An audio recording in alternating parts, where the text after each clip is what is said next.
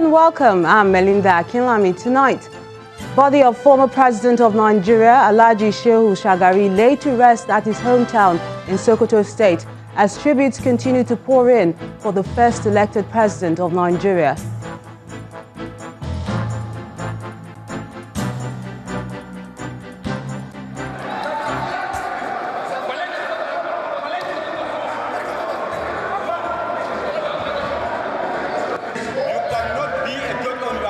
Chaos in Adamawa House of Assembly as lawmakers impeach Deputy Speaker Emmanuel Samdu and 2 other members.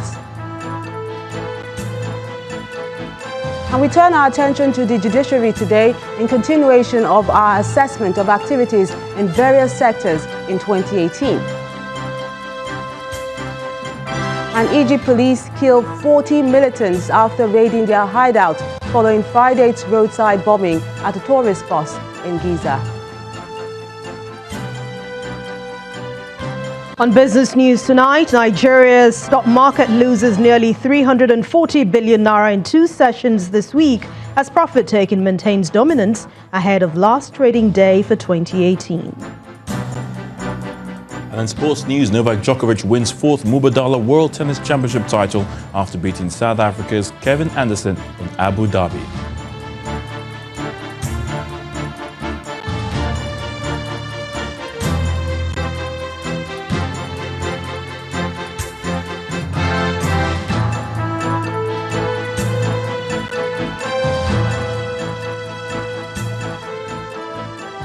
We begin tonight from Sokoto State, where the body of the late former president, Shehu Shagari, was laid to rest in his hometown in Shagari local government area. Alhaji Shagari died on Friday evening at the National Hospital in the nation's capital, Abuja, after he took ill on December the 25th at the age of 93. Prominent Nigerians, including state governors and traditional rulers, gathered at his ancestral home to bid him farewell. The jet conveying the body of Nigeria's first democratically elected president, Alhaji Shehu Shagari, arriving the Sultan Abubakar III International Airport, Sokoto.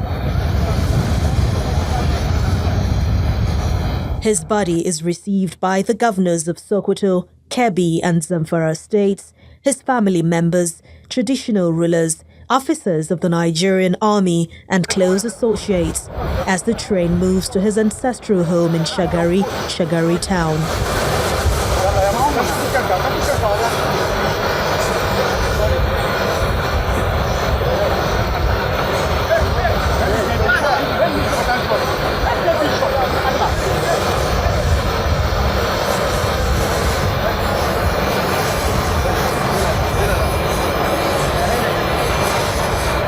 Here, a crowd of well-wishers gather to bid farewell to the man who steered the country's leadership between October the 1st, 1979 to December the 31st, 1983.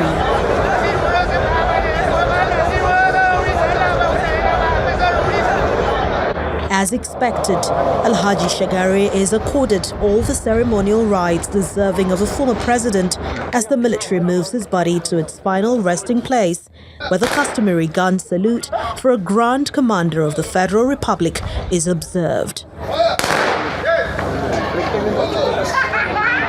Well-wishers comprising traditional and religious leaders gather for solemn prayers and to also relive memories of a former president. He has been very helpful to all of us. I was in the army when he was commander-in-chief of the armed forces, and we learned so much from him. And even when he was overthrown, he took it. It is the wish of God. First is his patriotism. Second is his humility. Third is his trustworthiness. Very simple, very highly endowed public servant, and we have a lot to learn from Baba Shagari's life. I believe that he is one of the most respected reference points in public service in the history of this country. To describe him. His eldest son, Bala Shagari, also shares fond memories of his father, who he describes as a great teacher. description is not really the right reason, because it's not easy to describe what I've lost in any words at all, except that I know I've lost a father and somebody I look upon. Former President Shehu Shagari died on Friday evening at the National Hospital in Abuja after he took ill on December the 25th. In the meantime, some state governors who attended the ceremony have continued to relive the moments they shared with the former president. The chairman of the Nigerian Governors Forum, Abdulaziz Yari, Kebbi State Governor Atiku Bagudu, as well as former governors Atahiru Bafarawa and Aliu Wamako, all described the late Shehu Shagari as a leader whose virtues should be emulated. Late President Shehu Shagari is a true Nigerian, a nationalist, somebody who struggled to achieve Nigeria's independence in the 1960s, somebody who worked all his life teaching honesty, hard work, and transparency. Somebody who is so difficult to compare with any other politician in recent times because of the unique nature, his unique style of life of humbleness. Is a distinguished personality, a statesman, one of Nigeria's most illustrious citizens who served Nigeria in various capacities at a very young age as a minister of the Federal Republic, rising to be the president of the Federal Republic, and even upon the leaving office, he has remained in the forefront of the search for peace and prosperity of Nigeria. I lost a mentor, I can say, because throughout my political career, at 42 years in politics, he has been my mentor, and I have learned a lot of him. And thank God, he used to say that when he died, he wanted to be remembered as a teacher. Really, he was a teacher. And we pray to Allah subhanahu wa ta'ala to forgive him and also give us the courage for the dear lost that we have got for our dear father. You can now see, you can believe this place where he lives during his life as a former president, a very simple life that what we are supposed to copy as the leaders, and the leaders yet unborn.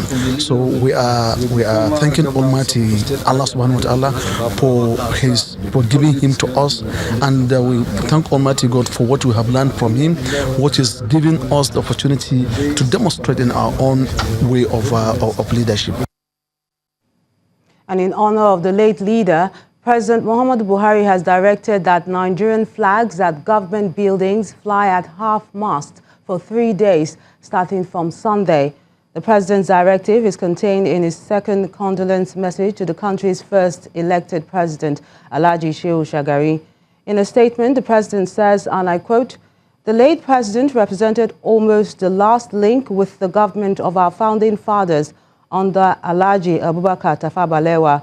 He was a man of many parts: teacher, local authority administrator, politician, minister, and finally president. He served his country with dedication and moderation." End of quote.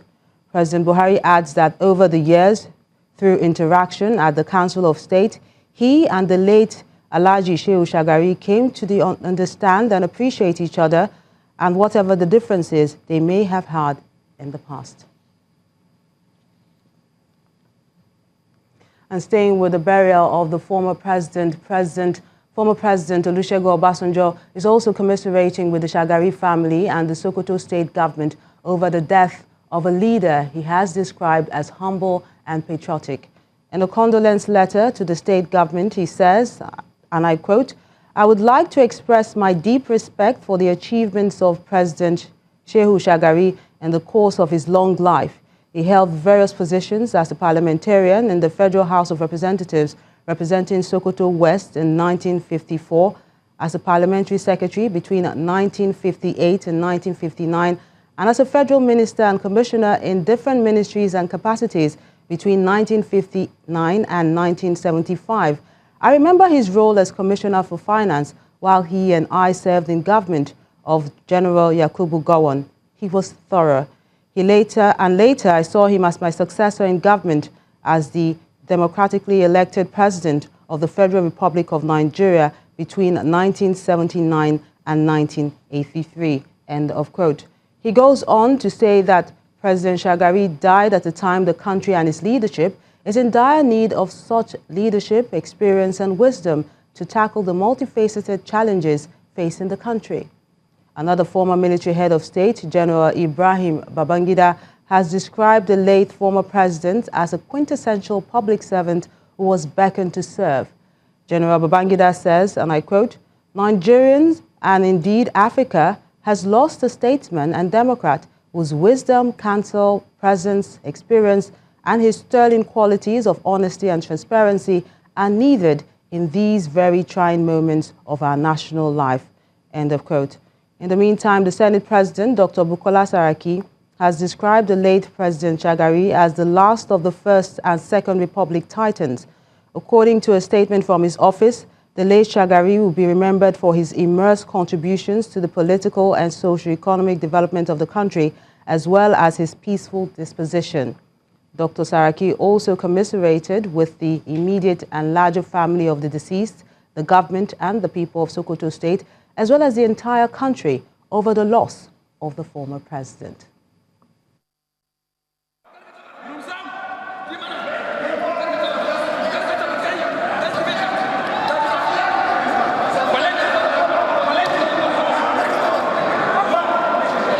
In chaos at the Adamawa State House of Assembly as the Deputy Speaker, the Majority Leader and Deputy Majority Leader have been impeached. The three principal officers were removed following the decision by 17 of the 25 lawmakers in the State Assembly who signed the impeachment notice. The Speaker of the State House of Assembly, Mr. Kabiru Munjawa, has confirmed the impeachment and says the House has elected Mr. Lusumbani Dili, a member of the APC from Demsa local government area, as the new Deputy Speaker, while Muhammad Hayatu has been elected as the new Majority Leader and Muhammadu Sani Shehu, the new Deputy Leader of the Assembly. But the Speaker did not give the reason for the impeachment. In the meantime, the impeached Deputy Speaker has described the process as a sham, claiming that only 13 lawmakers signed the impeachment document. There were only 13 members out of 17 that signed. I read their names one after the other. The other four that they are claiming, they didn't sign because they were not in the chamber. The law said that you must be present in the chamber and confirm your signature. So that was an attempt for impeachment. It's not an impeachment. And amidst the crisis rocking the Social Democratic Party, the presidential candidate of the party, Professor Jerry Ghana, has unveiled a 5-point agenda codenamed SWIFT, even as the national chairman of the party, Olufalaye, and other top officials stayed away from the event. Professor Ghana told the gathering in Abuja that SWIFT, which is an acronym for Security Reengineering, Wealth Creation, Infrastructure Excellence, Fight Against Corruption and Technology, is aimed at reducing Nigeria's current socio-economic and governance crisis. Peace, unity, and national harmony. On October the 7th, 2018, the Social Democratic Party held its national convention to elect its presidential candidate. His Excellency Donald Duke as the winner. Former Governor of Cross River State, Donald Duke, emerged as a preferred candidate, polling 812 votes to defeat his closest rival, Professor Jerry Ghana, who polled 611 votes. That convention marked the beginning of a crisis in the party as a dissatisfied Professor Ghana headed to the court. 2 months after, an Abuja High Court sacked Mr. Duke as the presidential candidate of the SDP and declared Professor Ghana as the authentic candidate of the party. The crack in the party resulting from that court decision appears evident here as Professor Ghana flags off his presidential campaign with the unveiling of a 5-point agenda. Key leaders of the party, including the national chairman Olufalaye, are conspicuously absent. We are here because a competent court declared that I'm the legitimate candidate for the presidency of the Federal Republic of Nigeria. We believe in issue-oriented, issue-based campaigns. In this campaign, I've already given a directive. We have no time to be abusing people. We have no time to waste on other issues. We want to focus on what is troubling Nigerians and what are our solutions. The candidate, who is yet to name a running mate, explains the reason for his 5-point agenda. Although we have abundant human and natural resources, we have had a severe poverty of good leadership, with little or no capacity to drive the processes of development. Therefore, Nigeria has still been wallowing in poverty, underemployment, unemployment everywhere within the nation. While Professor Ghana gets set to hit the campaign trail, it does not appear that the division within the party may go away soon, as Mr. Duke heads to the appeal court to challenge the verdict of the Abuja High Court, which affirms the candidacy of Professor Ghana. In part 2, after the break, 8 people dead as 2 vehicles plunge into a river in Delta State. Join us again.